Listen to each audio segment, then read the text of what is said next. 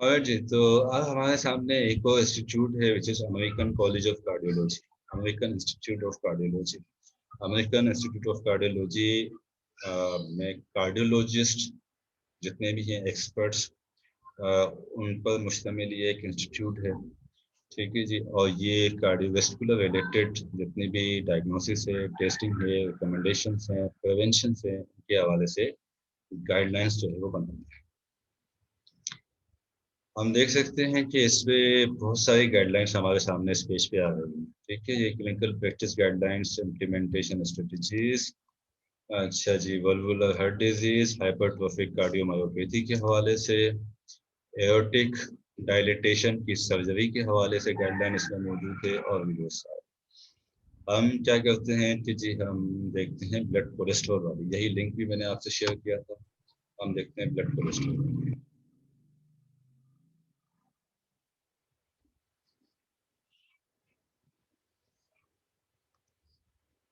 अब यहाँ पर हम ये देख सकते हैं कि ये जो मेंबर्स हैं इसके टास्क फोर्स के मेंबर्स, ये वो लोग हैं जिन्होंने के कहाँ से होगा।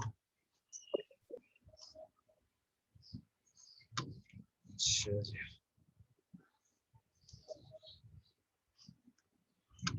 ठीक है। स्क्रीन आ रही है आपके पास? Yes sir. तो अब हम ये देख सकते हैं कि ये जो गाइडलाइन हमने ब्लड कोलेस्ट्रॉल के हवाले से ओपन की है अमेरिकन कॉलेज ऑफ कार्डियोलॉजिस्ट की, उसको बनाने वाले, उसको कंस्ट्रक्ट करने वाले, उसके ऊपर काम करने वाले ये वो तमाम लोग हैं, ये सारे एक्सपर्ट्स। ठीक है, उनकी डिग्रीज वगैरह सब यहाँ पे मेंशन है। ये रहा एक फार्मासिस्ट। देखिए जी, ये सारे एक्सपर्ट्स हैं। इसका मतलब आप ये देख सकते हैं कि फार्मासिस्ट जो है, क्लिनिकल फार्मासिस्ट की स्पेशलिटी का आपको यहाँ से भी अंदाजा हो सकता है कि वो इन्फेक्शियस डिजीज सोसाइटी में भी शामिल था, वो यहाँ पे कार्डियोलॉजिस्ट में भी एक फार्मासिस्ट शामिल है। ठीक जी। टेबल ऑफ कंटेंट्स और केस को छोड़ते हैं। ये एक तरह से यहाँ पे इन्होंने एग्जीक्यूटिव समरी दी हुई है, टेक टेक होम मैसेजेस के नाम से। आगे चल के जितनी चीजें उन्होंने डिस्कस की हुई हैं उनको 10 मैसेजेस बना के उन्होंने मुख्तसर बना दिया है, ताकि आप अगर समरी सिर्फ देखना चाहें तो सिर्फ समरी देख सकते हैं। ठीक है, हाँ इसमें हम ये देख सकते हैं कि सिंगल स्टेटमेंट में in all individuals emphasize a heart healthy life style across the life course. चाहे पेशेंट को कार्डियोवास्कुलर डिजीज हो या नहीं हो, जितने भी लोग हैं सब के सब लोगों में इंश्योर करना चाहिए heart healthy life style, heart healthy life style. Right, ये उनकी रिकमेंडेशन। अब इस रिकमेंडेशन के पीछे उन्होंने यकीनन नीचे जाके बहुत सारी एविडेंस जो है प्रोवाइड की हुई है। ओके, परमिएबल को छोड़ते हैं। यहाँ पे भी इन्होंने बताया हुआ है कि हमने ये जो गाइडलाइन बनाई है इसके बनाने का तरीक़ेकार क्या है और जो एविडेंस है उसको हमने कैसे रिव्यू किया है, उसकी भी सारी डिटेल मौजूद है। इसके साथ साथ एक इम्पोर्टेंट चीज़ इसमें ये है कि इन्होंने एक सवाल कंस्ट्रक्ट किया है, एक क्वेश्चन कंस्ट्रक्ट किया है। इस क्वेश्चन के अगेंस्ट में ये सारी गाइडलाइन इस क्वेश्चन को आंसर करती है। वो कौन वो क्वेश्चन कौन सा है कि 20+ ईयर्स वाले एडल्ट्स में, आपको ये क्वेश्चन शार्ट में बता रहा हूँ। ठीक है, ये आप मजीद इसको देख लीजिएगा कि 20+ ईयर्स वाले एज पेशेंट्स वाले जिनमें के क्लिनिकल एथियोस्क्लेरोटिक डिजीज डायग्नोस हुई हुई है, जहाँ ऐसे पेशेंट्स जिनमें के क्लिनिकल एथियोस्क्लेरोटिक डिजीज का हाई रिस्क मौजूद है, ऐसे पेशेंट के लिए सबसे बेहतर ऑप्शन क्या है? स्टेटिन थेरापी अलोन या plus second lipid modifying agent. ठीक है, statin therapy plus second lipid modifying agent, इसका कंपैरिजन किया जाएगा विद स्टेटिन अलोन। क्या सिर्फ एक सिंगल स्टेटिन देना चाहिए या स्टेटिन के साथ एक दूसरा लिपिड मॉडिफाइंग एजेंट भी देना चाहिए इस तरह के पेशेंट्स में? इसके बेनिफिट क्या होंगे, कितने अरसे तक, 12 मंथ्स तक।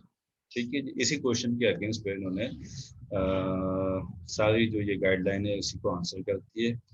और इसी में हमारी स्टेटमेंट्स कहाँ हैं?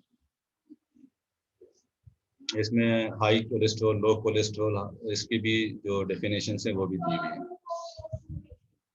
ठीक है जी। मेजरमेंट कैसे होगी एपोलिपोप्रोटीन बी की, लिपोप्रोटीन की, उसको भी बताया हुआ है कि कैसे करना है। गाइडलाइंस रिकमेंडेशंस में जी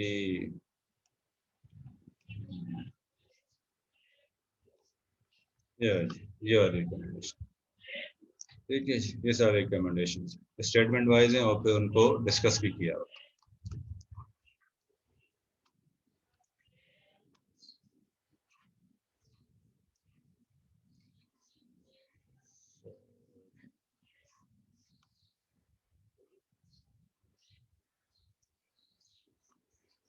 गई फाइल।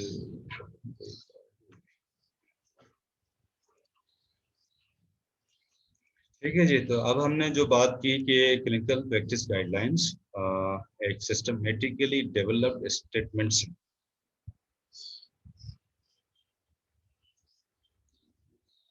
ठीक है जी, जो कि असिस्ट करती हैं प्रैक्टिशनर को पेशेंट के हवाले से बनाए जाने वाले, जो लिए जाने वाले डिसीजंस हैं उनमें असिस्टेंस प्रोवाइड करती है। Clinical practice guidelines evidence based होती है, हमने देख लिया कि वो एविडेंस प्रोवाइड करती हैं। क्लिनिकल रिसर्च जो हेवी होती है उसमें से एविडेंस एक्सट्रैक्ट करके उस एविडेंस की बेस पे डिसाइड करती है कि सबसे बेस्ट ऑप्शन किसी गिवन कंडीशन में क्या है। Okay, evidence based systematic statements हैं which assist the healthcare practitioner for diagnosis, treatment and for prevention approaches।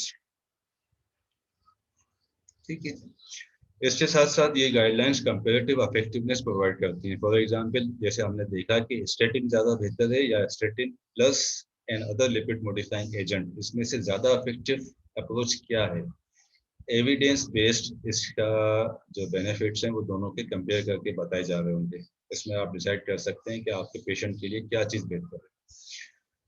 Routine basis पे एक health care practitioner thousand of decisions उसको लेने होते हैं, इस वजह से ये गाइडलाइंस जो है वो उनको आसानी उनके लिए कर देती है, असिस्ट करती है उनको इस तरह के डिसीजंस लेने में, और ये बताती है कि किस तरह की कंडीशन में, किस तरह के सिनेरियो में क्या चीज़ सबसे बेहतरीन काम करती है, क्या अप्रोच सबसे बेस्ट रिजल्ट निकाल के देगी।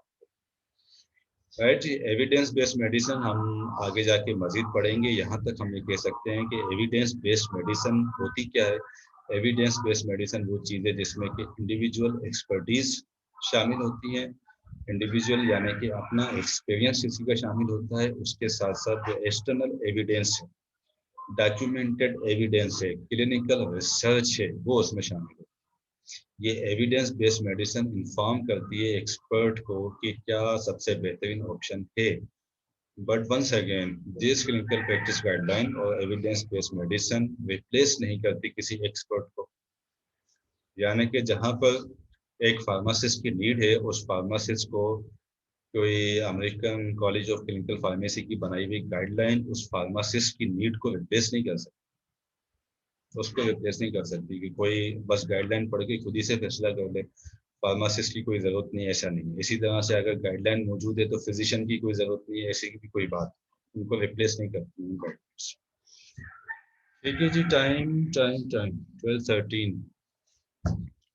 जी, तो आई थिंक कि हम यहाँ तक ही इसे रखते हैं, और यहाँ किसी का कोई सवाल है तो पहले बताइए।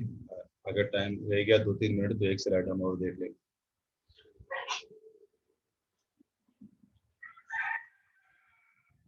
Any question? Sir physical classes start हो जाएंगी नेक्स्ट वीक से?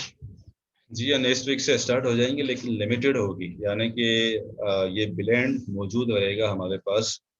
जैसे क्लिनिकल फार्मेसी में मेरी आपसे वंस इन अ वीक जो है वो मुलाकात हो रही होगी ऑन कैंपस। और बाकी जो चीज़ें हैं उसके लिए अभी पॉलिसी ये है कि वो रिकॉर्डेड लेक्चर्स के तौर पे प्रोवाइड करनी है। यानी कि ठीक है आपको सर। कुछ लेक्चर्स रिकॉर्डेड मिलेंगे, फिर उसी को जाके हम वंस इन अ वीक जो है वो ऑन कैंपस डिस्कस करेंगे। ठीक है सर। सर क्या ये पॉसिबल हो सकता है कि मतलब जिस तरीके से आप क्लास में लेक्चर दे रहे हो तो हम उस टाइम रिकॉर्ड कर सकें, क्योंकि बहुत सारी चीज़ें ऐसी होती हैं जो फिजिकल क्लासेस में मिस हो जाती हैं, तो जब हम वीडियोस देख रहे होते हैं तो उसको नोट डाउन कर लेते हैं। देखिए मेरे ख्याल से तो ये आपके लिए एक एक्स्ट्रा वर्क है। अगर जब आप उसकी रिकॉर्डिंग के ऊपर रिलाई कर रहे होंगे तो आप फिजिकल क्लासेस से साइकोलॉजिकली बहुत कम बेनिफिट उठा पा रहे हैं। इसका मतलब ये होगा कि जो एक दिन आप वेस्ट यूटिलाइज करेंगे ऑन कैंपस, वही काम आपको दोबारा वो 1 घंटे की रिकॉर्डिंग सुनने के लिए लगाना पड़ रहा होगा। तो उसका कोई मैं नहीं समझता कि बेनिफिट निकल के आएगा। लेकिन अगर आप रिकॉर्डिंग करेंगे भी तो फिर वो आपको ऑब्वियसली आपके अपने एंड पे करनी होगी। ऑन कैंपस तो ऐसी कोई फैसिलिटी प्रोवाइड नहीं की जा रही होगी कि उसकी रिकॉर्डिंग बाकायदा की जा रही है। Okay sir, thank you.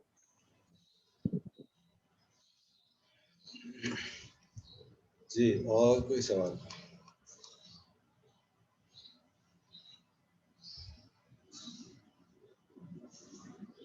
बाकी जो रिकॉर्डेड लेक्चर्स हैं उनके लिए आपका ये अपना डिसीजन है, यानी कि यूनिवर्सिटी की तरफ से ये पॉलिसी ये होगी कि मैं आपको 3 से 4 लेक्चर्स रिकॉर्डेड प्रोवाइड कर रहा हूँ। अगर मैंने उन्हीं रिकॉर्डेड को जाके ऑन कैंपस डिस्कस करना है तो ऑब्वियसली 4 लेक्चर्स दे रहा हूँ, लेकिन 3 लेक्चर्स दे रहा हूँ तो ऑन कैंपस जाके फिर आपसे कोई नई चीज़ डिस्कस कर रहा हूँ। राइट जी, तो आपके पास चॉइस मौजूद है अगर आप लाइव सेशन रखना चाहें, लेकिन उसको मैनेज ऑब्वियसली आपने करना होगा क्योंकि कोई प्लानिंग फैकल्टी की तरफ से उसकी नहीं की जाएगी कि किस वक्त किसने लाइव सेशन करना है। ये चॉइस आपके पास मौजूद रहेगी। आपके CR GR इस बात का डिसीजन लेके और मुझे अपडेट कर सकते हैं इस बारे में। ठीक है जी। हिरा राशिद आप समझ गए मेरी बात?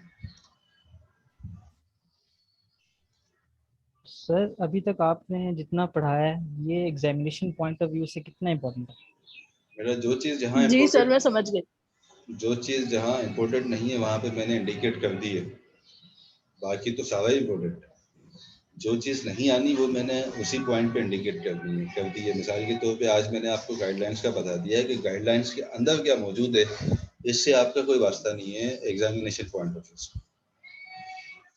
गाइडलाइन होती क्या है इसका आपको पता होना चाहिए, स्टैंडर्ड ऑफ प्रैक्टिस क्या है इसका आपको पता होना चाहिए, जनरल क्लिनिकल प्रैक्टिस गाइडलाइन है क्या चीज़, उसका पर्पस क्या है वो आपको पता होना चाहिए, उसके एडवांटेजेस डिसएडवांटेजेस जो अब हमने आगे जाके पढ़ने हैं उसका पता होना चाहिए।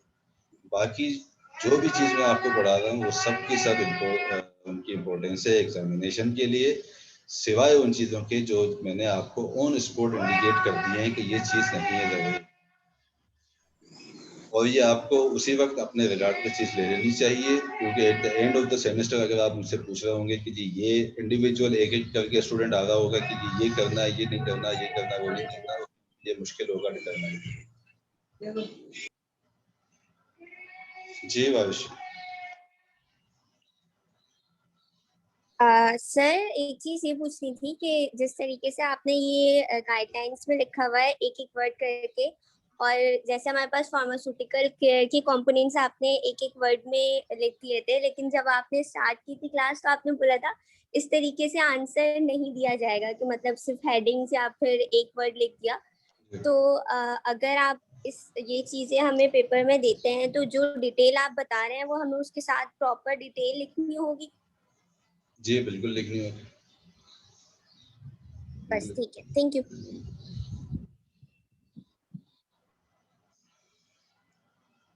ठीक जी, एनी अदर क्वेश्चन?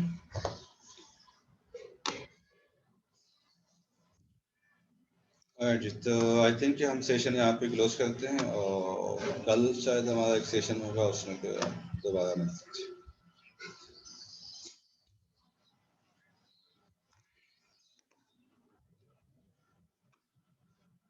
ठीक है जी, अल्लाह हाफिज़। अल्लाह हाफिज। अल्लाह हाफिज़ सर।